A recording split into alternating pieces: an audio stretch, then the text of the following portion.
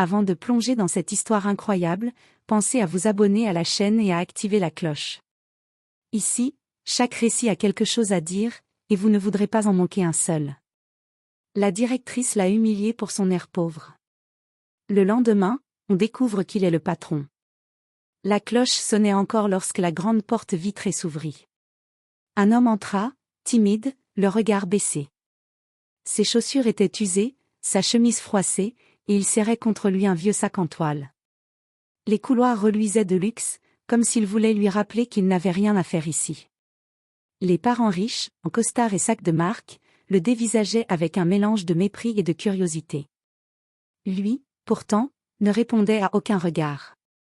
Il cherchait simplement le bureau de la direction. Lorsqu'il frappa doucement à la porte, une voix sèche répondit. « Entrez, si vous avez une bonne raison d'être là. » La directrice, Madame Delcourt, impeccablement coiffée et vêtue comme une reine, leva les yeux vers lui, et son sourire se transforma en rictus. « Vous êtes perdu ? Demanda-t-elle avec arrogance. Il expliqua qu'il était là pour inscrire son fils. Elle pouffa en le scrutant de haut en bas. « Monsieur, notre établissement n'est pas accessible à tous. Ici, nous formons l'élite, pas Schéma et compagnie. » Il tenta de garder son calme. « Mon fils est travailleur. Il mérite une chance. » La directrice roula des yeux. « Écoutez, je ne vais pas tourner autour du pot. Vous n'avez clairement pas les moyens.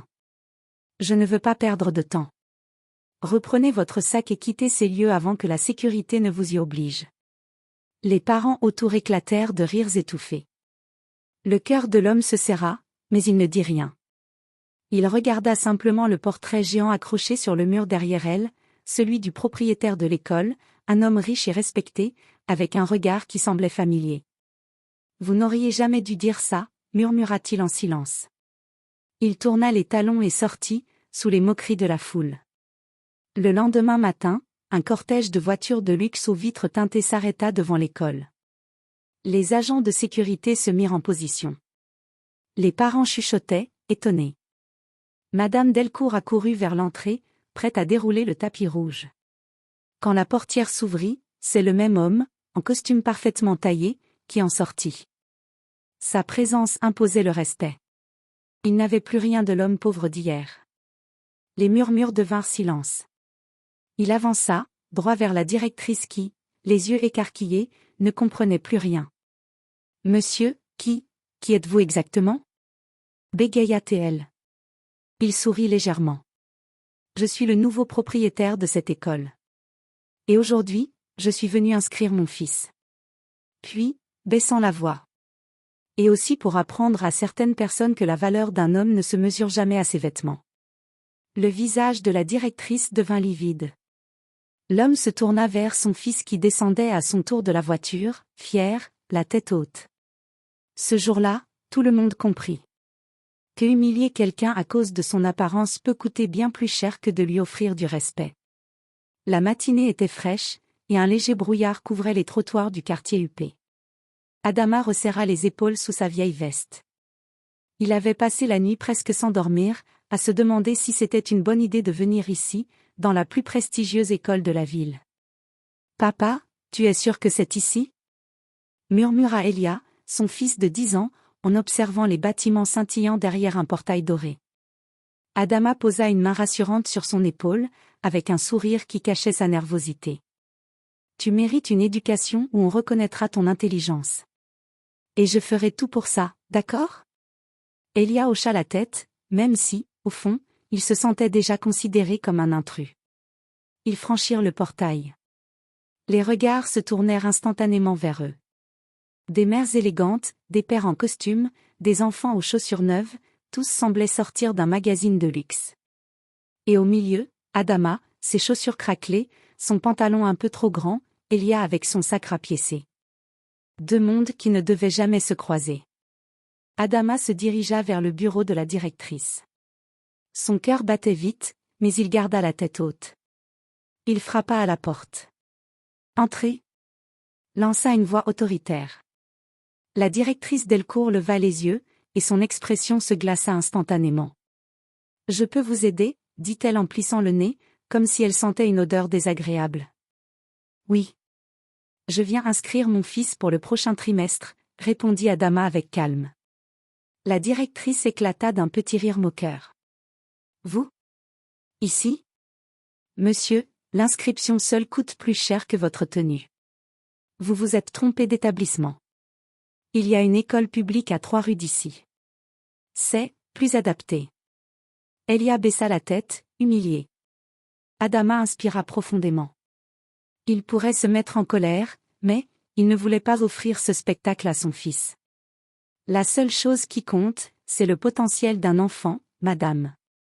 Ici, nous sélectionnons l'élite. Pas là, Charité.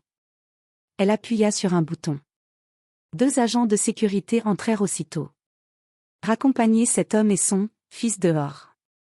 Elia agrippa la main de son père, tremblant. Adama fixa la directrice droit dans les yeux. Son regard n'était plus timide, mais froid. Presque menaçant. Vous regretterez ce que vous venez de faire, dit-il calmement. La directrice soupira, exaspérée.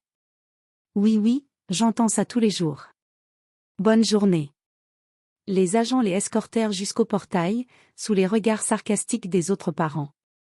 Dehors, Elia renifla, les yeux brillants. Papa, on ne trouve jamais notre place, nulle part. Adama s'agenouilla pour être à hauteur de son fils. Écoute-moi bien. Personne ne définira jamais ta valeur. Pas eux. Pas leur mur doré. Tu deviendras quelqu'un de grand, et je te jure, un jour, ce seront eux qui baisseront la tête devant toi. Il se redressa, jeta un dernier regard derrière les grilles, puis prit doucement la main de son fils. Ce qu'ils ignoraient tous à ce moment-là, c'est que le destin était déjà en mouvement. Et que cette école allait bientôt leur appartenir. La nuit tomba vite ce soir-là. Adama était assis à son petit bureau, dans leur modeste appartement. Une ampoule grésillait au plafond, projetant une lumière tremblotante sur les piles de documents devant lui. Il révisait encore les plans de l'école, les chiffres, les comptes. Cette école pour laquelle son père avait travaillé toute sa vie. Cette école, qui lui revenait désormais. Son téléphone vibra. C'était un message d'un avocat. Tout est finalisé. Demain matin, la direction vous attend pour la signature des documents. Vous devenez officiellement propriétaire. Adama sourit, un sourire rare, chargé de revanche et de nostalgie. Sur la table, une vieille photo attirait son regard. On y voyait son père, en tenue de concierge, balayant l'entrée de cette même école. Les riches l'ignoraient, mais il avait été l'un des piliers du lieu, toujours là pour les aider.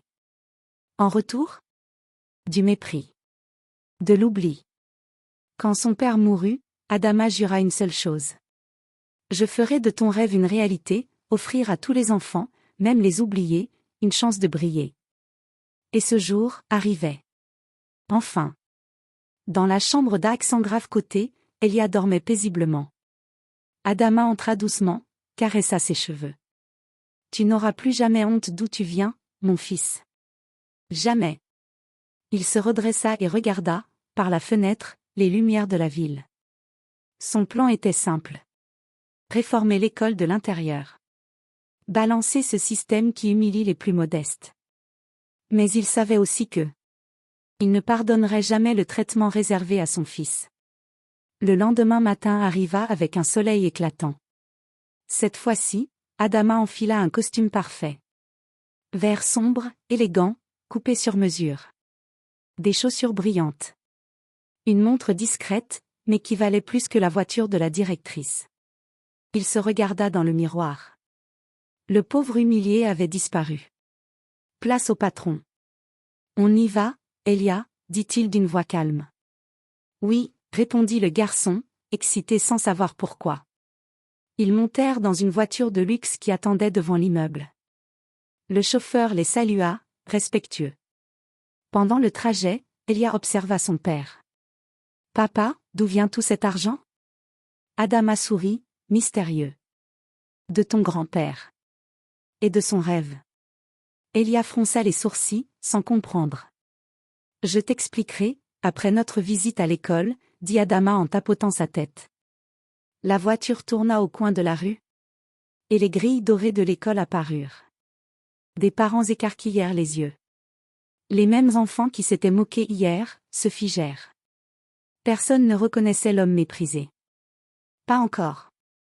À l'entrée, Madame Delcourt repoussa un journaliste pour accueillir ce mystérieux invité important. Elle ajusta sa veste, afficha un sourire forcé, prête à séduire le grand investisseur. Elle ne savait pas que son cauchemar s'avançait vers elle. Adama ouvrit la portière. Elia descendit à son tour, le regard émerveillé. La directrice marcha vers eux, presque en courant. « Bienvenue à Saint-Clément. Puis-je connaître votre nom, monsieur ?» dit-elle d'une voix trop mielleuse. Adama la fixa dans les yeux. Un silence intense. Puis, lentement, il répondit. « Vous le saurez dans quelques minutes. Pour l'instant, conduisez-moi à votre bureau. » La directrice déglutit, sans comprendre le piège qui se refermait sur elle.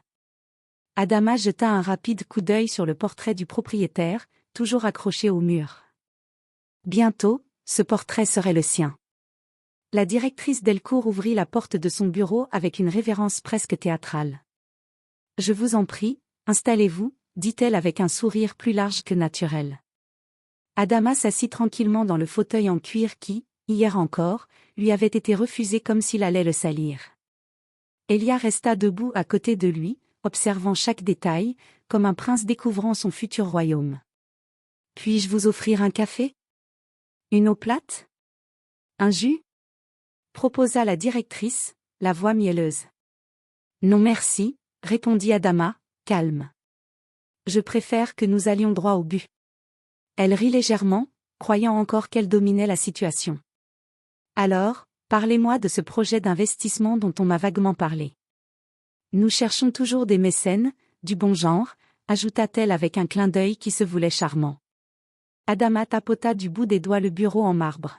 « Ce que je veux, dit-il, c'est déjà comprendre comment vous traitez les familles ici. » La directrice arqua un sourcil, surprise par l'angle. « De la meilleure façon. Nous sélectionnons les meilleurs. Ceux qui ont les moyens d'offrir de l'éducation à leurs enfants. » Elle fronça le nez en regardant Elia. « Et pas ceux qui se contentent d'espérer. » Elia baissa légèrement les yeux. Adama posa doucement sa main sur son épaule pour le rassurer. « Intéressant, » répondit-il froidement. « Et si un enfant n'a pas les mêmes moyens ?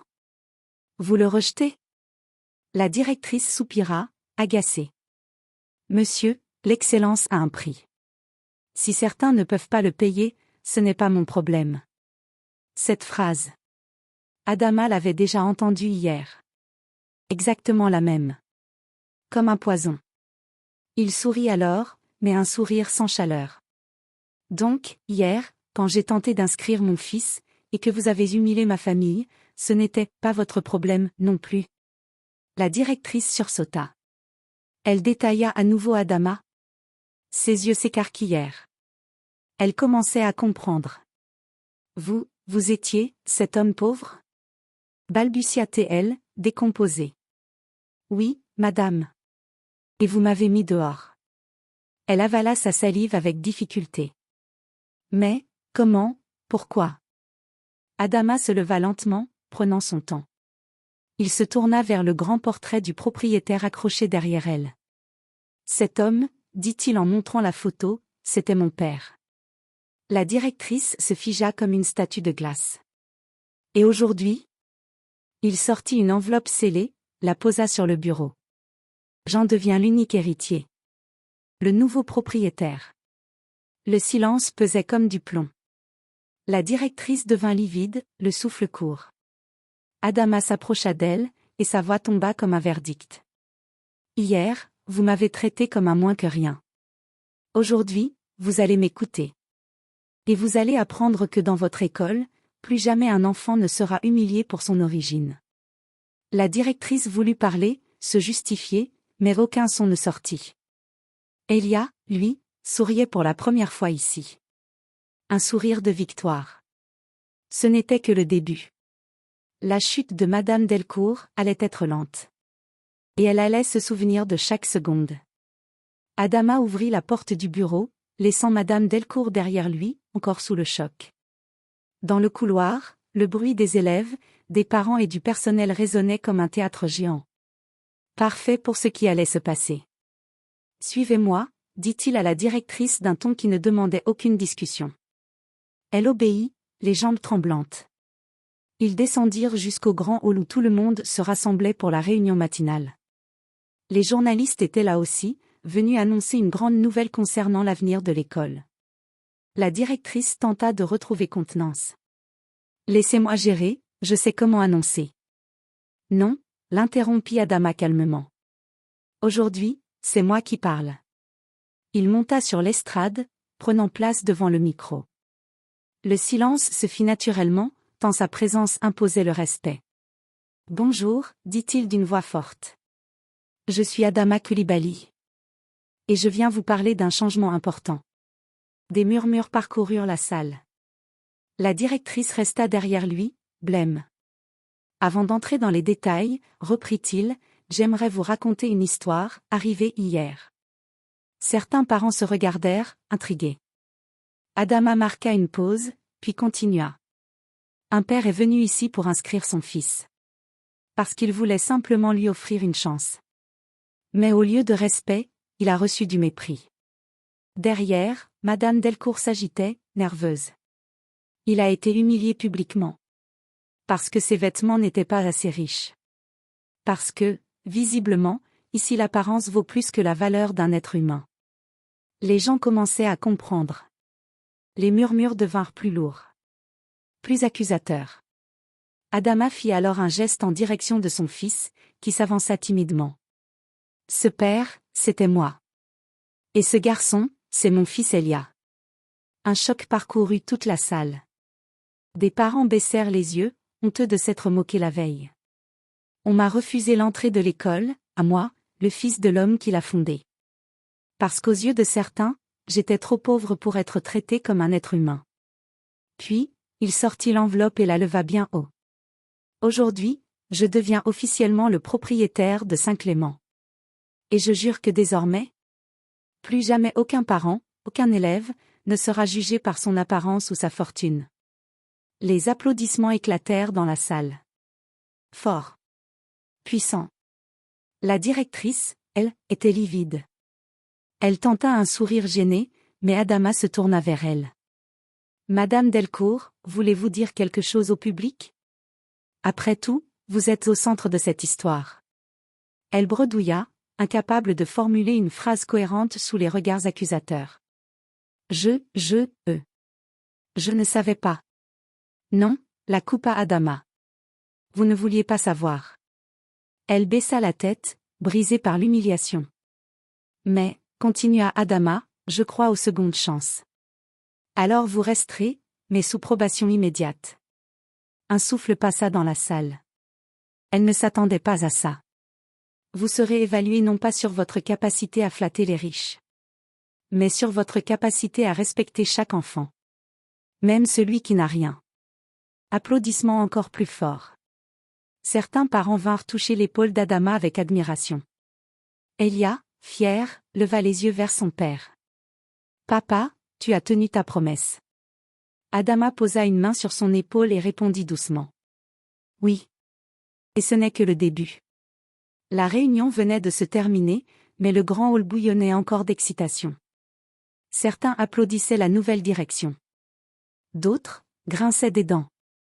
Et parmi ces derniers se tenait Victor Montreuil, père d'un élève populaire, magnate de la finance, persuadé que l'argent donne tous les droits. Il observait Adama avec un regard venimeux. Alors c'est lui, le nouveau propriétaire ?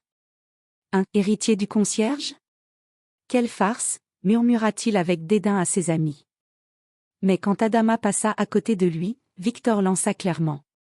Ce n'est pas parce qu'on vous a donné les clés que vous pouvez changer l'ADN de cette école. Ici, nous décidons de l'élite. Adama s'arrêta. Il ne céda rien niveau émotion. L'élite, ce ne sont pas ceux qui ont le plus gros portefeuille, mais ceux qui ont le plus grand cœur. Victor ricana.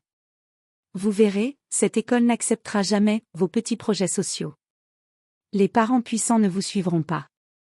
Adama avança d'un pas, son regard transperçant. Alors ils apprendront ce qu'est la vraie puissance. Victor serra la mâchoire. Un combat silencieux venait de commencer. Pendant ce temps, dans la cour, Elia découvrait l'école de l'intérieur. Il marchait timidement, observant les groupes déjà formés. Une voix douce l'arrêta. « Salut, tu es le nouveau, c'est ça ?» C'était Anna, une fille aux yeux pétillants, tenue impeccable, mais sourire sincère. Elle tendit la main. « Je m'appelle Anna Delcourt, la fille de la directrice. » Elia hésita. Mais elle insista, gentiment. « Je suis vraiment désolée pour ce que ma mère t'a fait hier. Elle croit trop au monde des apparences. Moi, je trouve ça stupide. » Elia serra sa main, un peu surpris. « Moi c'est Elia. » Soudain, un ballon arriva avec violence et heurta le dos d'Elia. Des rires éclatèrent. « Oh regardez, le petit pauvre a peur du ballon. » Lança Lucas Montreuil, le fils du financier. Sa bande ricana. Anna se mit devant Elia pour le protéger. « Laisse-le tranquille, Lucas. » Lucas la toisa, moqueur. « Pourquoi tu le défends? Tu veux devenir pauvre toi aussi? Tu sais ce qu'on dit. Les pauvres, ça contamine. » Elia sentit son cœur s'emballer. Les mots faisaient plus mal qu'un coup. Anna allait répliquer. Mais une voix grave mit fin à l'humiliation. « Lucas. Montreuil. Bureau du propriétaire. » Immédiatement. Tout le monde se retourna. Adama se tenait là, imposant, le regard sombre. Il avait tout vu. Lucas blêmit.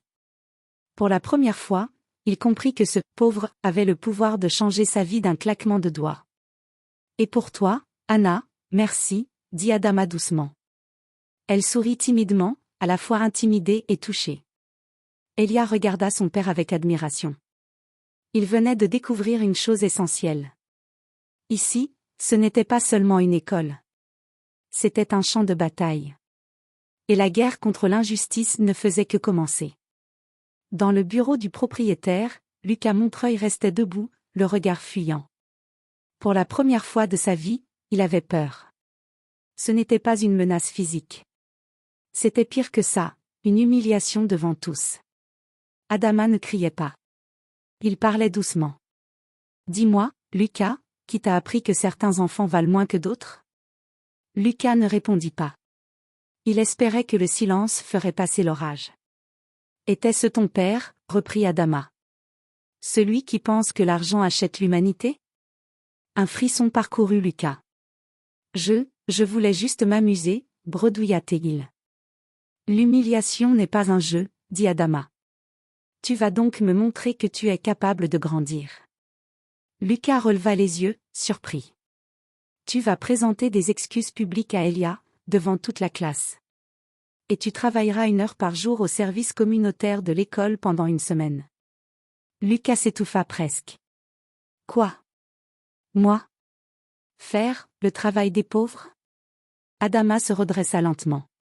Son regard était glacial. « Ici, personne n'est trop riche pour apprendre le respect. Pas même toi. » Lucas serra les poings, les yeux humides de rage. Mais il n'avait pas le choix. Adama venait de lui retirer le pouvoir de se croire supérieur. Dans la cour, Anna parlait avec Elia. « Tu sais, même si ma mère a été horrible hier, moi, je suis contente que tu sois ici, » dit-elle timidement. Elia rougit un peu. « Merci, tu es la seule à m'avoir parlé gentiment. » Elle haussa les épaules. « Les autres suivent ceux qui font du bruit. Moi, j'aime suivre ce qui est juste. » Une cloche sonna. Les élèves s'alignèrent, et déjà, les regards fixés sur Elia changeaient. Certains avec respect. D'autres avec jalousie. Pendant ce temps, dans le parking privé, Victor Montreuil attendait son fils. Lorsque Lucas sortit du bureau, les yeux rougis, Victor comprit immédiatement. « Qu'est-ce qu'il t'a fait ?» Lucas donna la sanction. Victor se redressa d'un coup, la colère brûlante.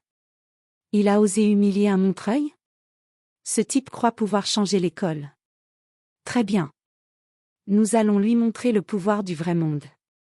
Il prit son téléphone et composa un numéro. Mettez-moi en relation avec le conseil des investisseurs. On va renverser ce pseudo-héritier avant qu'il ne détruise notre privilège. Notre institution. Lucas, malgré sa peur, esquissa un sourire mauvais. La bataille venait de changer d'échelle. Et Adama ne savait pas encore ce qui se préparait. Le lendemain matin, la maison semblait étrangement vivante. Jennifer avait passé la nuit à pleurer, à rire nerveusement, à se demander si tout cela n'était qu'un rêve collectif.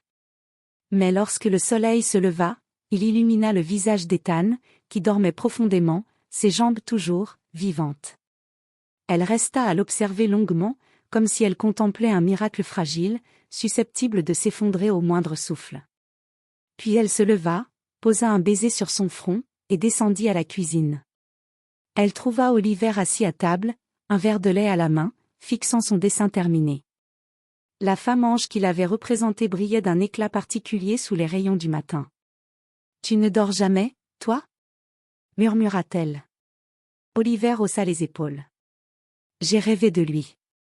Il disait, ne les laisse pas me faire partir. » Jennifer se figea. « Qui ça, lui ?»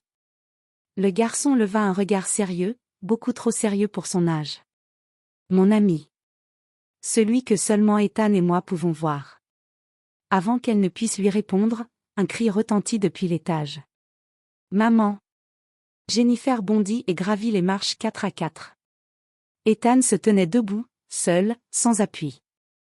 Comme s'il l'avait toujours été. « Regarde.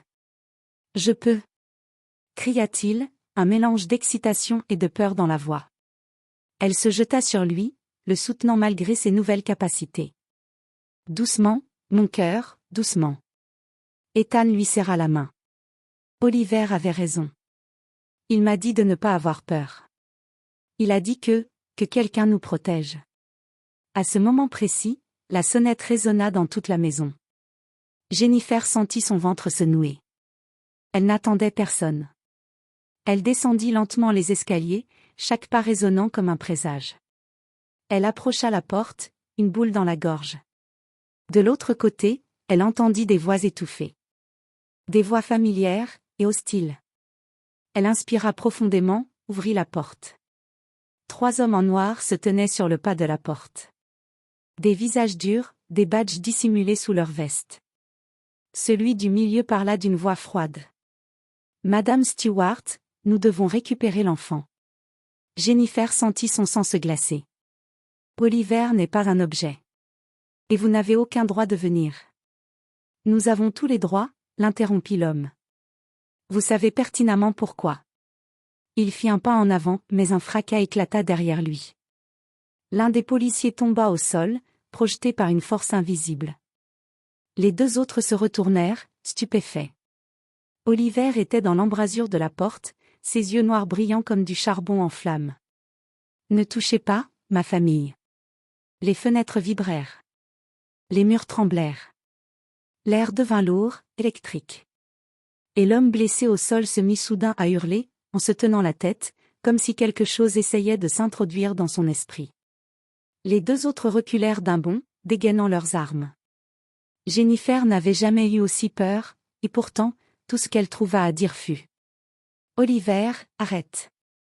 Il tourna lentement son regard vers elle. Dans ses yeux, l'enfant disparut, remplacé par une entité bien plus ancienne. Mais lorsqu'il vit Ethan à ses côtés, les yeux embués d'inquiétude, son expression se radoucit. Il relâcha sa main, et l'homme au sol cessa de hurler, suffocant. L'un des agents saisit son collègue et tira l'autre vers la voiture. « Ce n'est que le début », lança-t-il avant de claquer la portière et de disparaître dans la rue. Jennifer claqua la porte et verrouilla tout. Puis elle s'effondra, terrifiée. Oliver avança vers elle, inquiet. « Je suis désolé. J'ai eu peur qu'il t'emmène. Qu'il le reprenne, comme avant. » Elle releva la tête. « Avant ? De quoi tu parles ? Qui ils sont vraiment ? » Oliver déglutit. Son regard fuyant retomba sur son dessin, la femme ange. Ils veulent l'empêcher de revenir. Jennifer sentit un frisson lui parcourir l'échine. Qui revenir ? Oliver la fixa droit dans les yeux. Ma vraie mère. La matinée fut un chaos silencieux. Jennifer avait barricadé la porte d'entrée avec une commode, comme si un meuble pouvait arrêter une organisation d'hommes en noir. Elle passait son temps à vérifier chaque fenêtre, chaque serrure, tandis qu'Ethan, toujours émerveillé par ses jambes retrouvées, faisait ses premiers pas avec une prudence maladroite. Oliver, lui, restait immobile sur le canapé, le regard perdu dans son dessin. Ses doigts tremblaient légèrement, comme s'il se retenait d'utiliser encore cette force qu'il ne comprenait pas totalement.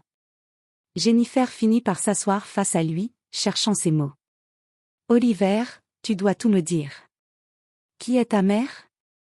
Qui sont ces hommes? Pourquoi ils te veulent ?» Le garçon serra le papier dans ses mains.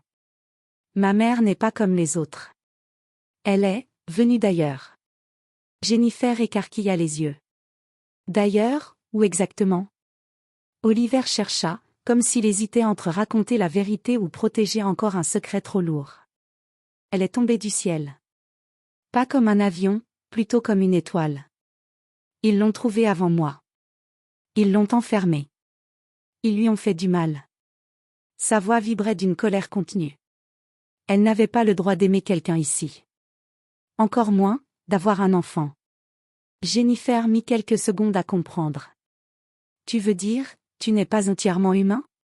Oliver releva doucement la tête. Ses yeux s'illuminèrent d'un éclat surnaturel, presque liquide, comme des galaxies en miniature. Je suis, les deux. Jennifer chancela. Elle pensa à Ethan, à ses jambes miraculeusement guéries. Elle comprit soudain que l'invisible ami n'était pas seulement une innocence d'enfant, mais un guide, peut-être un protecteur. Le garçon posa son dessin sur la table. La femme ange, entourée d'une aura lumineuse, semblait presque vivante.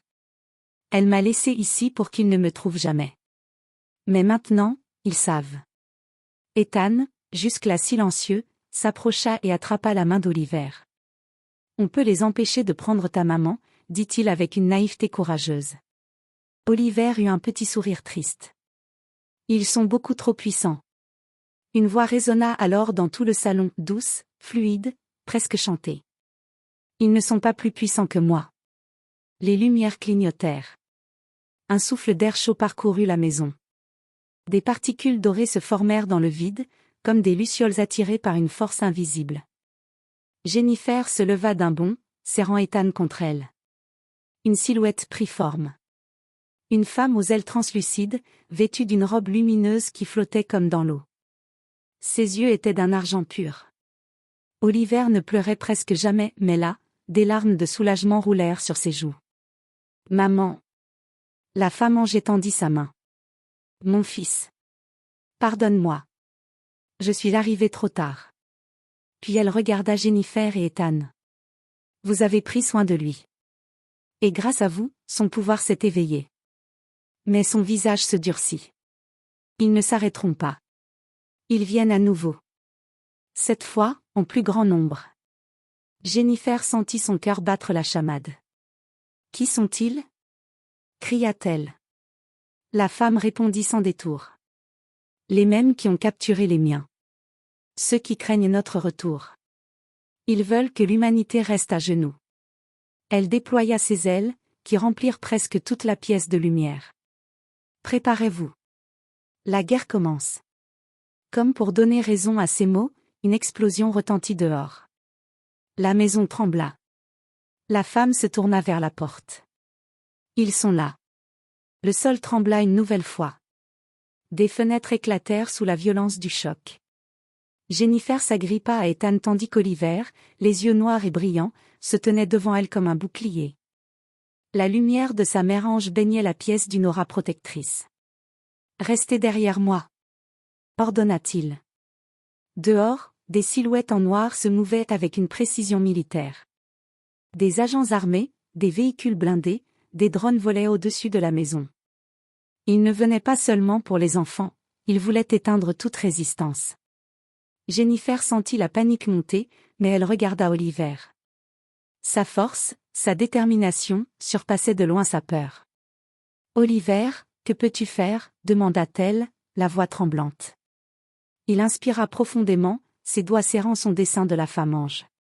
Une énergie invisible commença à crépiter autour de lui. Les objets dans la pièce vibrèrent. « Je ne sais pas encore, » murmura-t-il. « Mais je vais protéger Ethan. Et toi ?» Sa mère ange étendit ses ailes comme un écran protecteur, faisant reculer les agents sur le perron. La lumière était aveuglante, presque douloureuse, mais elle formait un champ de force autour de la maison. « Jennifer, Ethan, à l'intérieur !» cria Oliver. Ils coururent vers la cave tandis qu'Oliver se plaçait devant l'entrée, les mains levées. Les agents tirèrent, mais les balles s'évaporèrent en touchant la barrière de lumière. Une explosion retentit. Le portail d'entrée vola en éclats, et un des drones fut projeté contre le mur. Mais les agents continuaient d'avancer, organisés, impitoyables. Oliver ferma les yeux. Une énergie pure sortit de lui en une onde massive. Le vent souffla à l'intérieur de la maison, soulevant des meubles, projetant des éclats de verre. Les agents reculèrent instinctivement. « Vous ne toucherez pas à ma famille !» hurla-t-il. Dans la lumière, des formes fantomatiques apparurent autour de lui, des silhouettes éthérées, semblables à des guerriers de lumière. Les agents reculaient, terrifiés. Jennifer sentit l'adrénaline la submerger. Elle se tourna vers Ethan. « Courage, tout va bien se passer. » Mais elle savait que ce n'était que le début de la bataille. La force d'Oliver, bien que puissante, ne suffirait peut-être pas contre des ennemis organisés et déterminés à détruire tout ce qui protégeait la famille. Au loin, un nouveau véhicule s'approchait. Plus lourd, plus imposant, avec des armes montées sur le toit. Une voix métallique annonça. « Cible détectée. Neutralisation immédiate. » Oliver serra les poings, la lumière autour de lui s'intensifiant, et la femme ange murmura à son oreille. « Prépare-toi, ils n'ont jamais affronté quelqu'un comme toi. » Le combat pour leur survie venait de commencer. La nuit était tombée sur la ville, mais la maison était un phare de lumière. Oliver se tenait au milieu du salon, ses yeux noirs brillant comme deux éclairs. La femme ange flottait derrière lui, ses ailes déployées, protégeant Jennifer et Ethan. Les véhicules ennemis s'étaient arrêtés à quelques mètres. Les agents en noir se mirent en position, armes prêtes. Mais ce soir, ils affrontaient quelque chose qu'ils n'avaient jamais vu. « C'est fini », murmura Jennifer, effrayée mais déterminée à rester près d'eux. Oliver inspira profondément. Les silhouettes fantomatiques autour de lui se matérialisèrent en guerriers de lumière, prêts à défendre la maison. L'air vibrait d'énergie pure. Les agents tirèrent. Les balles éclatèrent en morceaux avant d'atteindre les cibles. Les drones explosèrent sous une onde invisible. Puis Oliver concentra toute son énergie. Une colonne de lumière jaillit de lui, frappant le véhicule blindé et le projetant à plusieurs mètres. Le sol trembla. Les ennemis furent désarçonnés, incapables de comprendre la puissance qu'ils affrontaient. « Jamais plus vous ne toucherez à ma famille !» hurla Oliver, la voix emplie d'autorité et de puissance. La femme ange descendit devant lui, ses ailes immenses couvrant tout le terrain. « Frappez maintenant !» murmura-t-elle.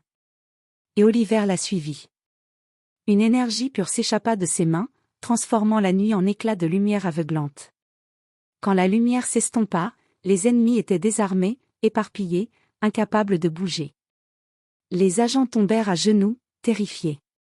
Même Victor Montreuil, qui avait suivi à distance, se retrouva impuissant devant une telle force. Oliver se tourna vers Jennifer et Ethan. « Tout ira bien maintenant. » Sa voix était douce, mais pleine de puissance. Jennifer sanglota de soulagement et serra son fils dans ses bras. Ethan souriait, encore ébloui par la lumière. Puis, la femme ange s'avança et posa une main sur Oliver. « Tu as libéré ta mère et protégé ta famille. Mais surtout, tu as compris que le vrai pouvoir ne réside pas dans la force ou l'argent, mais dans l'amour et le courage. » À ce moment, une silhouette familière apparut derrière elle, la vraie mère d'Oliver, enfin libérée, souriante et rayonnante. « Mon fils, merci », murmura-t-elle, les larmes aux yeux. Oliver la serra dans ses bras. La guerre était terminée. Pour cette fois. Mais tous savaient que, tant qu'ils resteraient ensemble, aucune ombre ne pourrait jamais les vaincre. Jennifer posa sa main sur l'épaule de l'ange. Merci, pour tout. La lumière s'éteignit doucement. La maison, les enfants, et leur protecteur étaient enfin en sécurité. La nuit redevenait calme, mais dans le cœur de chacun, une force nouvelle était née. Et ainsi, les enfants qui semblaient fragiles hier étaient devenus les héros de leur propre destin, prêts à affronter n'importe quel danger à venir.